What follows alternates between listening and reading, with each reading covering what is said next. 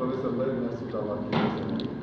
Je remercie aussi le docteur Lamignon, qui est un grand spécialiste des questions sociales, qui a fait aussi sa thèse sur le droit social, et qui, quand il a appris cette nouvelle concernant l'organisation, s'est tout de suite porté candidat à communiquer sur la question sociale par rapport à la migration.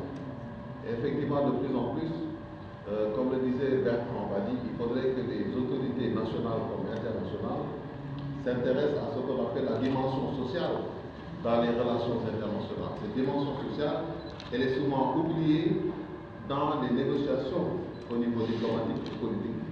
Et cette dimension sociale, c'est ça qui finalement entraîne l'effet que nous connaissons, à savoir le phénomène migratoire. Et je me rappelle un peu que Thabo Mbeki, si je ne m'abuse, disait à l'époque que si l'on ne fait pas attention par rapport aux politiques de développement, si ces politiques créent la pauvreté et la misère, c'est un peu paradoxal du point de vue économique. Parce que quand on investit, normalement, il y a une croissance et une augmentation de la richesse. Mais si une croissance ou des investissements entre les références de ces rapports, il y ait un échange, c'est ce qu'on aurait souhaité. L'Union européenne a été invitée. Certaines ambassades ont été invitées. Mais il semblerait que c'est à nous de prendre à bras le corps cette question et de réfléchir en profondeur pour faire des propositions afin que les politiques puissent revoir et tenir compte de ce qu'on appelle la dimension sociale dans les relations internationales. Donc c'est pour ça que c'est une question qui est extrêmement importante et qui constitue aujourd'hui une problématique majeure par rapport à la réflexion que nous sommes en train de mener aujourd'hui.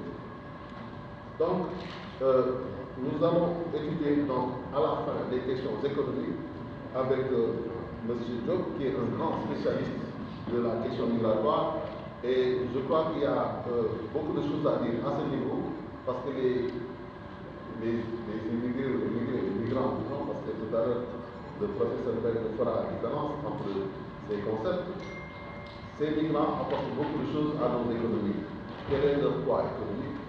Qu'est-ce qu'ils peuvent apporter? Quelles sont les solutions à proposer? Je pense que c'est un peu ça le sens de notre travail. Et à la fin des travaux, profite aussi de l'occasion pour féliciter le mouvement L'Association des juristes africains pour cette première rencontre et faire aussi un appel aux différents acteurs ici présents pour une synergie des actions pour plus d'efficacité et d'efficience en mettant en place un cadre de partage de bonnes pratiques entre les différents acteurs. Tout à l'heure, cher professeur, lorsque vous avez pris la parole, vous avez parlé un peu des cas de torture, etc. Depuis que je suis à la direction générale du Sénégal et de l'extérieur, un cas m'a beaucoup touché, c'est le cas de certains migrants qui partent en Libye. Et nous avons beaucoup de torture dans cette zone. C'est un pays aujourd'hui qui est très difficile d'accès pour en tant que fonctionnaire, je dirais, parce que c'est un peu difficile d'aller à la rescousse de ces migrants. Difficile de les faire venir. L'année dernière, nous avons pu ramener certains Sénégalais qui sont venus dans un état vraiment difficile et cruel. Et ce sont des gens qui ont vécu vraiment des tortures. Souvent, nous recevons des vidéos, des cas de kidnapping, ce genre de choses. Et il est temps quand même que les Sénégalais, que les jeunes qui prennent la mer, qui prennent le désert, se rendent compte de ce qu'ils sont en train de faire. Ils mettront leur famille dans des situations difficiles. Souvent, nous voyons des jeunes qui disent je veux partir à l'étranger pour aider ma famille, aider ma maman ou mon papa, alors que ces jeunes en réalité sont en train de se suicider.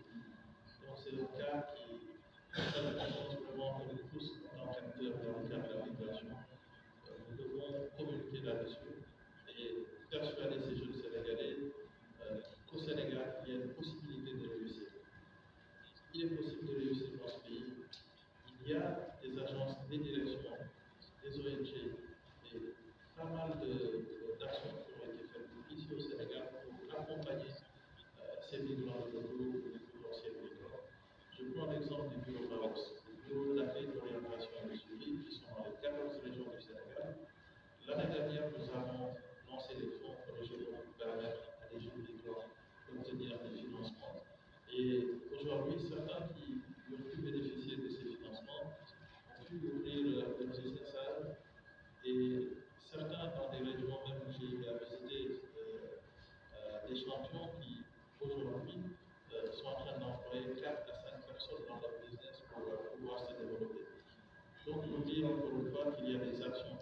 sont en train d'être faites au Sénégal.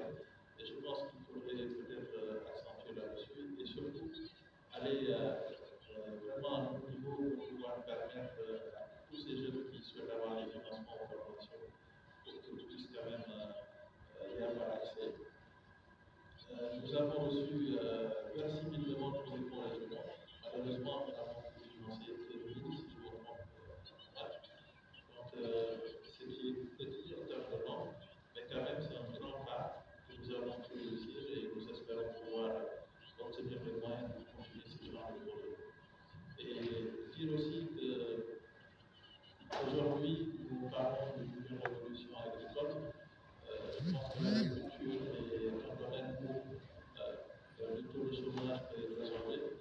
Et je pense que l'État du Sénégal prendra des dispositions pour que ces jeunes puissent avoir des projets dans le domaine de l'agriculture. Ça donne espoir et nous disons à tous les Sénégalais